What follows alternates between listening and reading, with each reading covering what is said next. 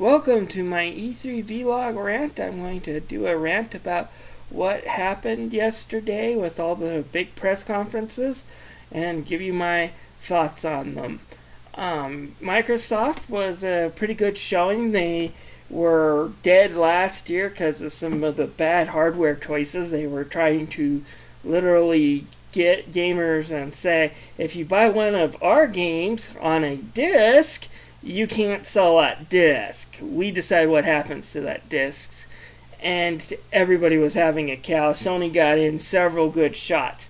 Microsoft has since done a 180, and now they're here to show that, we're back to making games like we used to. Now, there was a lot of hype about some first-person shooters that I personally could care less about, but Microsoft did have a few good games to show off. They showed off what the next Assassin's Creed looks like. It's going to take place in Paris during the French Revolution, which is kind of odd.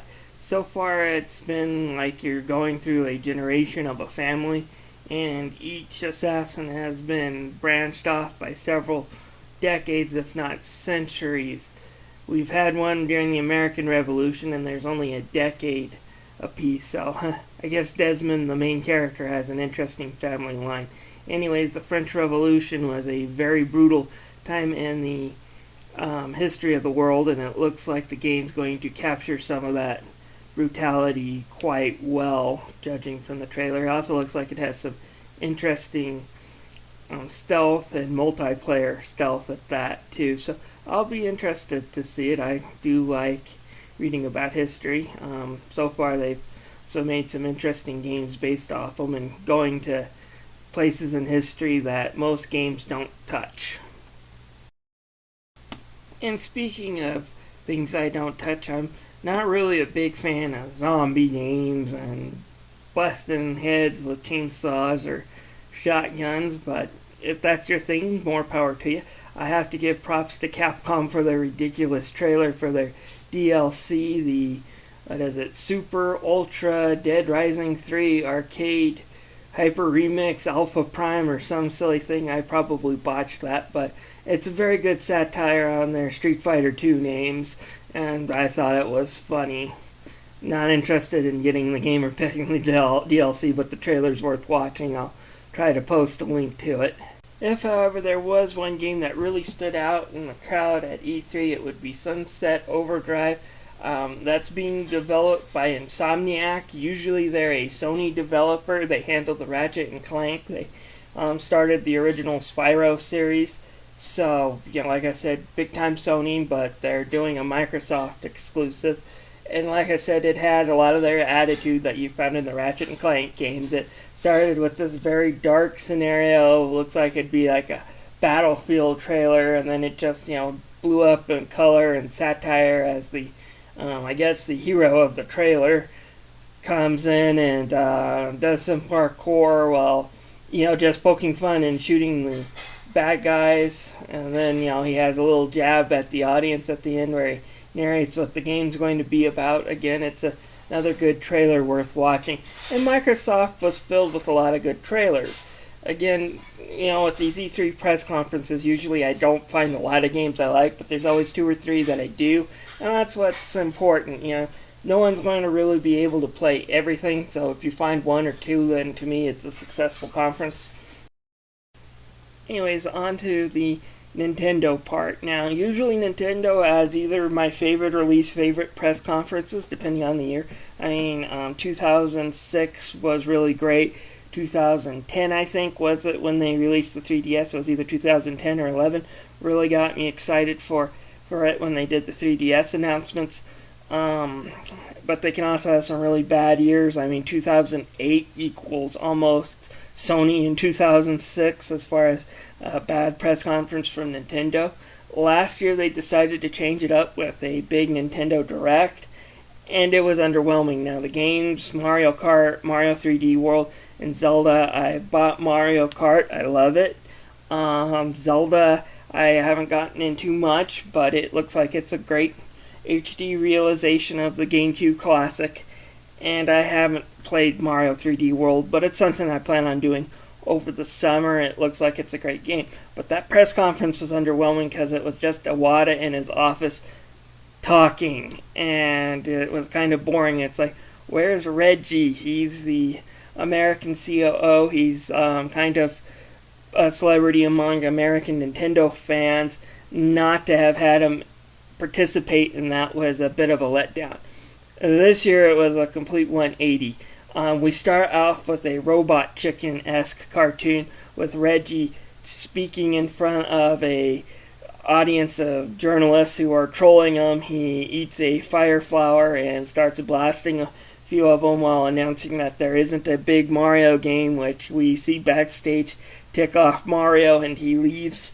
There was some really funny antics with these little animated shorts that popped up in between. It was also really informative, so like I said, it's a great job. I don't know if it creates the type of an excitement as an actual press conference, but, it's not a bad replacement. I could see me watching more of these Nintendo Directs if they, really put that much effort into them. So, good job, Nintendo, on the presentation. Let's look at the games, though. One of the reasons why I enjoy the Nintendo press conferences, their games are usually a little bit different than what we see from Sony or Microsoft. A lot of times the games they focus are kind of the dark, dreary shooters. With Nintendo, you come, expecting a bright Mario game or a cel-shaded Zelda or a Yoshi made out of yarn, which I'll get to in a moment. This year didn't really disappoint. We had things like Splatoon, which would be a Nintendo version of a shooter, which you as some sort of octopus-esque humanoid character shooting ink at each other or at the ground. I guess the idea is to cover the ground with more ink than your opponent, but I don't know if you can really off the characters or if there's a point to offing your opponent. I'll be interested to try a demo if one's available. It didn't quite sell me on the game, but it does look like it would be fun. I don't know if it's a downloadable or if it's a full retail. I should look into it. If it's, like I said, a downloadable, looks like more like what they're aiming for. So, like I said, I'm kind of interested in that. They also released footage of 2 Zelda games. One is called Hyrule Warriors. I guess that's coming out fairly soon. And I'm not really excited about that one. It's a Dynasty Warriors games. And for those out there who've never played a Dynasty Warriors game, they're not bad games. They can be fun, but only in short bursts. Basically what you do is you mash the button pad until you find a good combo that works for you, and you reuse that combo over and over and over and over and over and over and over and over again for the next half hour. And then when you beat the stage, you save, you turn off the game and do something else for a day or two, and then go back and repeat. Like I said, it's not terrible, but it's not something that's going to keep your attention for several hours. So, yeah, like I said, unless they do something different because it's Zelda, I'm not exactly like, yay, first day buyer, but it doesn't look like it will be a bad game. If they have a good Black Friday sale on it, I might pick it up. The next one is what's going to be the official Zelda. It looks like it's got a huge open world. It's very pretty. It looks like Nintendo's starting to nail down the way they want these Zeldas to look, and I like it. Use a Twilight Princess-esque Link. He's a little bit more mature. He looks more human, but put some color into it. A lot of pastel colors, some cel shading. And like I said, I like the look of what this next Zelda is going to be. I'm interested in it. I hope they do a better overworld than they did in Skyward Sword. I haven't finished Skyward Sword, and it wasn't just the motion controls. It's just that I didn't really like the fact that the overworld environment is as confusing in plotting a place as the dungeons. It's, you do need a break from the dungeons, and that game just didn't give me a break, but that's a review for a later time. What else did they have? There was, of course, also Smash Brothers, and they took the time to introduce something called Amiibo, which will be Nintendo's little figurines you can put on the Wii U sensor pad and put game characters in. To me, this is just DLC that you put in toy figurines. It's kind of like, we're going to sell you expensive DLC that you can ambush anyone in your house that likes to walk barefoot at night by leaving them in their way. Like I said, I'm not really excited about this. I've never played Disney Infinity, so who knows, maybe I'm misjudging it, and maybe it really is a great idea. To me, I've kind of outgrown my action figures, so, I'm not really too excited with these little figurines. But again, if you are, that's fine, each his own. Also on the games Nintendo showed off is a Yoshi game made out of yarn, which I guess is kind of copying Kirby's Epic Yarn.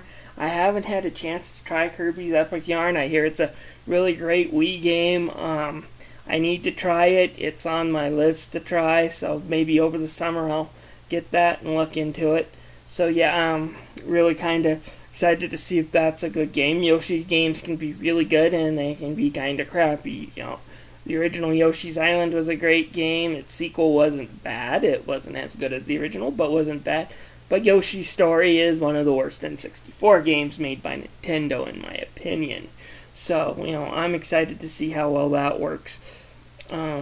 They also showed off Bayonetta, which is their kind of major third-party mature game. It will come with the original that no one really played. Bayonetta was not a big seller.